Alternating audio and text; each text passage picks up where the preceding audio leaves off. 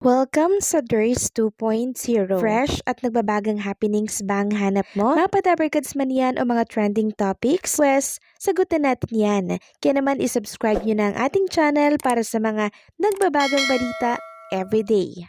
So ayun, welcome back again sa ating YouTube channel mga kadabarkads. And for today's video nga, ang pag-uusapan natin ay tungkol pa din sa pangyayari po sa loob at sa labas ng Eat Bulaga.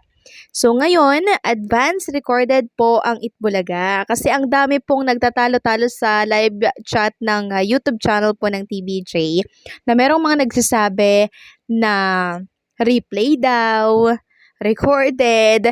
So ang replay po ay ilang beses nang pinalabas sa telebisyon. Samantalang ang advance recorded, fresh happenings po yan, mga kadabarkads. Okay? Never pa yung pinalabas. So, yung napanood nating Itbulaga kanina, advance recorded po yun, hindi replay. Okay? So, isa po kasi yan sa pinagtatalunan kanina habang ako po ay nanonood ng Itbulaga. So, ngayon, ang mga dabarkads natin ay still nasa Boracay ba din po, mga kadabarkads?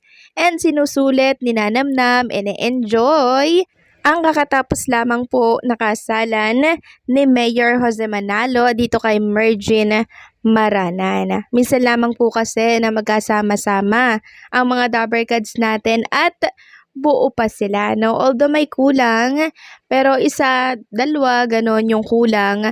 And ngayon talaga parang naging bonding na po nila yung ganap dyan sa Boracay. Naging way pa itong kasal ni Mayor Jose Manalo para mag-reunited ang isa't isa. 'Di ba? Lalo na si Alden Richards. Hindi natin siya nakakasama ng matagal sa Itbulaga. Pero eto nga po at nakasama natin din ng mga TBJ and mga Dabarkads sa ganap na ito. So, recorded man yan, replay man yan, tulad ng sinasabi ng iba, nako po, Diyos mio Marimar, walang problema yan. As long as araw-araw tayong napapasaya ng Itbulaga. Samantalang kanina naman po ang ninang of the day, walang iba kundi itong si Samantha Rascal.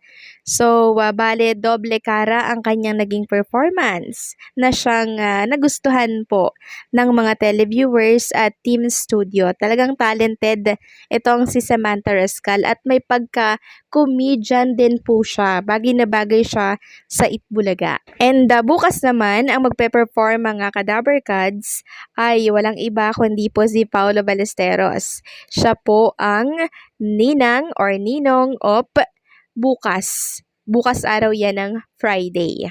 So, kanina, chinek ko po itong post ni Raisa Madison, yung video po niya kay Jose and Mergin Maranan ng kakatapos lamang po nakasal na parang umiiyak, kunwari ha, si Raisa Madison kasi nga nakasal na itong si Jose Manalo. Alam niyo, nagulat ako mga Kadabarkads kasi halos mag 20 million views na po ito sa Facebook po ni Raisa Madison. Ayan po, 19.7 million views. Grabe, 'di ba? Tapos yung isa pong video niya na sumunod diyan, 7.9 million, halos mag-8 million views na din. So talagang pinag-uusapan talaga itong kasal ni Jose Manalo kay Mergin Maranan.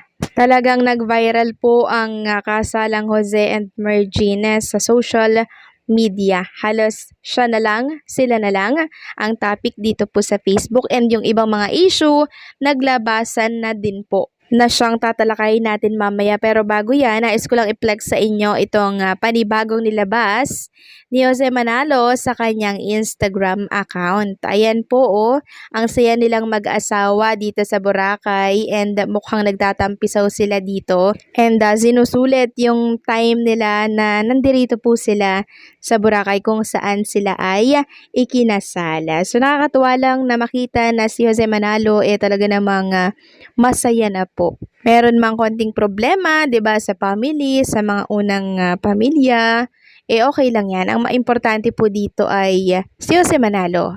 Masaya po siya sa buhay niya ngayon. Samantalang next topic naman tayo, nagulat ako sa comment section ng post ng isang page dito po sa Facebook. Meron itong 639 comments. So, syempre, na-curious ako. Bakit ganito kadami yung comment? 2.6K. Tungkol ito kay Jose Manalo. And syempre, sa anak niya po na si Mikey Manalo. Yun yung nakasulat dito, Mikey Manalo. So ngayon, nagbasa ako ng comment section and ito po ang aking nabasa. Actually, hindi ko talaga alam itong tungkol dito mga ka-Dabarkads. Nagulat lang ako na may ganito palang issue pero matagal na itong tapos. Pero bakit binabalik po na naman ang usapan tungkol dito? Sabi kasi dito ng isang netizen, napanood ko nung time na nakabalik na si Jose sa EB, daming utang ng asawa niya na si Jose ang nagbayad. Mga investment nila kinukuha na din ng mga bangko if I'm not mistaken. Pero ang kapalit noon, hihiwalayan na ni Jose ang ex niya. Deal ng management yon kay Jose. Then may nag-reply dito na pinagbakasyon ata si Jose noon ng GMA dahil sa eskandalang utang ng asawa niya na si Jose ang ginagamit daw. Tapos noon, nakabalik sa EB ban sa GMA yung asawa niya. Kaya sa ABS-CBN nagpa-interview. Di naman chismis yun dahil nasa news noon. Then may nag-reply na naubos ang property ni Jose dahil binayad sa utang ng ex-wife niya. Sumugod sa Broadway ang mga inutangan ng wife niya kaya napilitan ibenta ni Jose ang bahay niya sa Antipolo na may swimming pool pa, pati ibang bahay niya na benta, buti na lang pinatira siya ng brother niya na nasa Canada. And meron pa ako nabasa dito mga ka-Dabarkads na kinagulat ko, involve ang EB. Sabi kasi dito ng isang netizen, mas masakit ginawa nanay mo. Ayan, nalipos daw ng utang. Si Bossing daw po ang nagbayad, mga ka-Dabarkads. Deal nila, iwan asawa, babayaran niya lahat, kaya nakabalik si Jose sa Itbulaga. So, totoo nga kaya na nag-deal ang EB and si Jose na hihiwalayan para lamang makabalik sa Itbulaga. Tapos, sila Bossing ang magbabayad. Totoo nga kaya yun? Na-curious ako sa mga comment ng post na to mga ka-Dabarkads.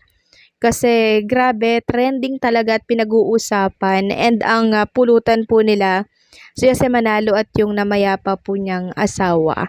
'Di ba? So sabi nga nila, respeto na lang sa namayapang asawa kasi namayapa na nga eh. Kaya patahimikin na lamang yung kaluluwa. So ito naman ay napag-usapan lang din po siguro ng mga netizen since viral nga talaga itong naging kasal po ni Jose Manalo. So ako, hindi ko po alam yung mga nangyaring yan kay Jose Manalo. Hindi ko po alam yan kasi siguro bata pa ako noon, hindi pa ako mahilig sa mga balitang mga ganito, mga chismis, ganyan. Kaya ngayon, nagulat ako na may ganito palang storya. Meron palang nangyari di umano na deal, tapos si Bossing biglang nagbayad para makabaling itong si Jose sa Itbulaga. And si Jose din po pala ang nagbayad ng mga utang nung ex-wife niya. Grabe no, ang bait pala talaga ni Jose Manalo. Kayo ba mga ka-Dabarkads, na-encounter niyo po ba ang balitang ito? Please comment down below, wala po kasi akong idea tungkol dito.